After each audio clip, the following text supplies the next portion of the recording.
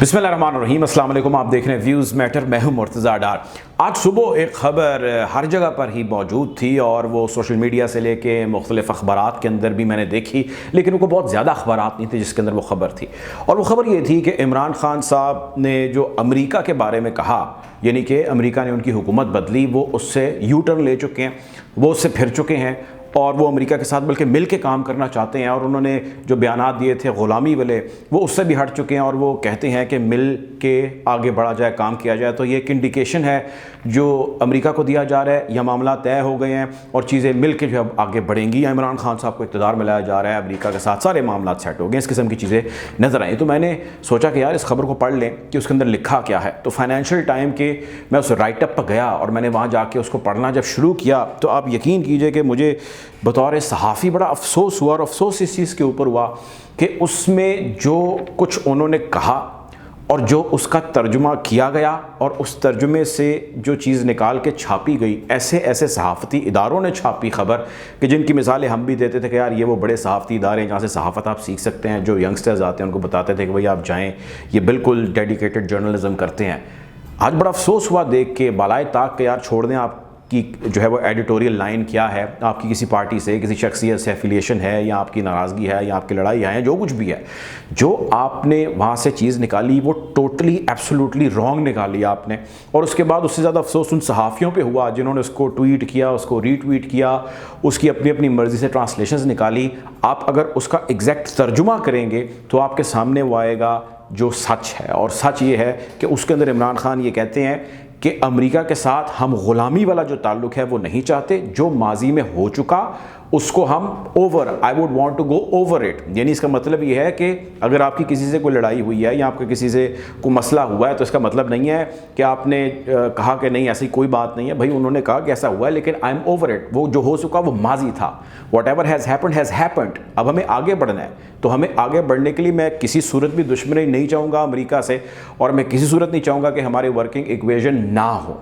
मैंने जब ये पढ़ी तो मुझे इसका ये मतलब समझ आया और फिर मैंने सोचा कि इसके ऊपर इमरान खान को क्लैरिटी देनी चाहिए। और थोड़ी देर के बाद उन्होंने इसके ऊपर क्लैरिटी दे दी, जिसके अंदर उन्होंने बहुत सारी चीज़ें की, जिसमें उन्होंने एक चीज़ ये भी कही जो उस वक्त भी मेरे जहन में आई, वो ये कि इमरान खान ने जब दौरे इक़्तिदार में आए थे अपने वज़ीर-ए-आज़म के तौर पर, तो उन्होंने ये कहा था कि हम भारत के साथ दोस्ती चाहते हैं, हम दुश्मनी नहीं चाहते। और आपको याद होगा इसके ऊपर बड़ी हमने वीडियोज़ भी की और बहुत सारे टेलीविज़न और अखबारात ने इसके ऊपर बहुत लिखा भी और बहुत कुछ कहा भी कि इमरान खान साहब चाहते हैं कि दोस्ती हो भारत के साथ। लेकिन अब खैर भारतीय नहीं चाहते थे तो वो एक अलग बात थी, लेकिन एक इतना अज़ली अब्दी आपका दुश्मन है भारत, एक शख्स जब उसके साथ दोस्ती चाहेगा तो वो किस तरह दुश्मनी चाहेगा अमेरिका के साथ। और इससे कुछ महीने पहले, 3 या 4 महीने पहले जब उनको निकाल दिया गया था, नहीं उसके तकरीबन 2-3 महीने बाद तक भी इमरान खान साहब की स्टेटमेंट्स जारी थी और वो ये कह रहे थे कि जी हम अमेरिका के साथ इक्वल ग्राउंड्स के ऊपर रिलेशनशिप चाहते हैं, हम किसी सूरत में उनसे डिक्टेशन या डायरेक्शन नहीं लेना चाहते।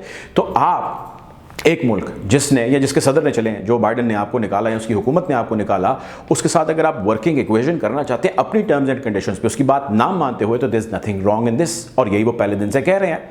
अब अगर आप उसको अखबारात के अंदर चंद, मैं दोहराऊंगा, चंद बड़े जिसमें अंदर अखबारात भी शामिल हैं और चंद सहाफ़ी जो कि उनके माउथ पीस कंसिडर किए जाते हैं, अगर अपनी मर्ज़ी की खबर ऑल्टर करेंगे तो भाई इस वक्त तो काया पलटी होनी चाहिए थी, इस वक्त तो कुछ और चल रहा होना चाहिए था, इस वक्त तो पीटीआई के इस्तीफ़े आने चाहिए थे, इस वक्त तो सब कुछ ख़त्म हो जाना चाहिए था, तितर बितर हो जाने थे पीटीआई का। जी अपने बयानी से फेर के सब कुछ बदल दिया।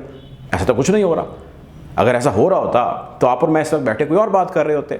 तो कहने का मतलब ये है कि आप ठीक है उनको काउंटर करें, वो आपके राइवल हैं या आपके ओपोनेंट है, लेकिन उसके भी कोई यार एस्थेटिक्स होते हैं, उसके भी कोई एथिक्स होते हैं, उसके लिए भी कोई मेरिट होता है। आप मेरिट से हटेंगे और बड़े बड़े स्टॉलवर्ड सहाफ़ी और सियासतदान जो बड़ी कदावर शख्सियात अपने आप को मानते हैं अपने नज़दीक, वो ऐसी बातें करेंगे, ऐसी स्टेटमेंट्स देंगे तो यकीन तो बड़ा अफसोस होगा। अब बात कर लेते हैं कि यार अमेरिका के साथ वर्किंग इक्वेशन की।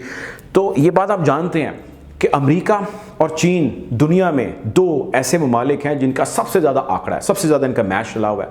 और उस दुश्मनी या उस लड़ाई के अंदर दुनिया के मुख्तलिफ ममालिक नहीं बल्कि धड़े हैं, लॉबीज़ हैं ममालिक की जो आमने सामने हुई हैं।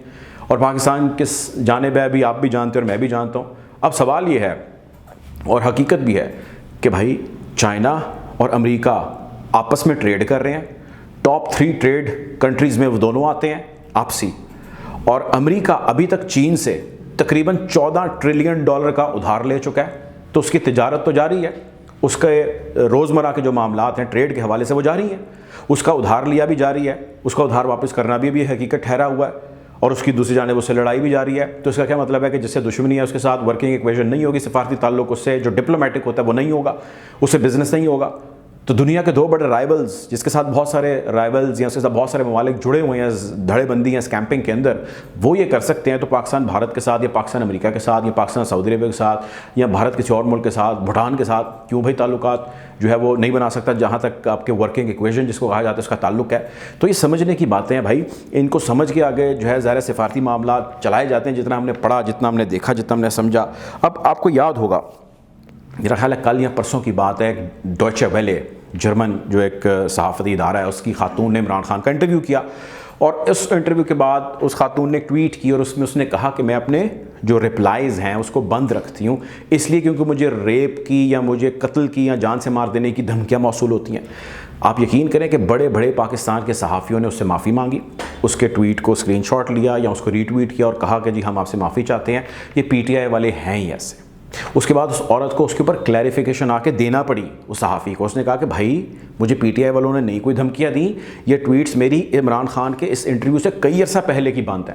تو جب بڑے بڑے صحافی, بڑے بڑے صحافتی ادارے اس قسم کی جھوٹی صحافت اور سیاست کریں گے تو مجھے آپ یہ بتائیں کہ وہ اس کو کچی گولیاں ہی کہیں گے. اس وقت تو بات ہمیں ڈوائچے ویلے کی صحافی کیوں نہیں چاہیے تھی کہ پی ٹی آئی والوں نے اس کو ریپ اور ڈیتھ تھریٹس دے دیے, اور دنیا کے اندر جو ہے وہ آئی سی جے صحافتی ادارہ ہے بڑا, اس کے اندر ایک پٹیشن فائل ہو جانی چاہیے تھی اور نون لیگ کو اس کو لیڈ کرنا چاہیے تھا. بہت بڑے بڑے اس میں انیشیٹیوز یا اسٹیپس لے لینے چاہیے تھے, خط لکھ دینے چاہیے تھے یونائٹڈ نیشن کو, بہت کچھ ہو سکتا تھا. آپ نے تو ایسا کچھ نہیں کیا, بات ختم ہو گئی. آج آپ فائنینشیل ٹائم کے پیچھے پڑ گئے ہیں. یعنی کہ آپ نے یہ چیز طے کر لی ہے کہ جہاں پہ جو جیسے بھی ہوگا ہم کوشش کریں گے کہ ڈاؤن پلے کریں.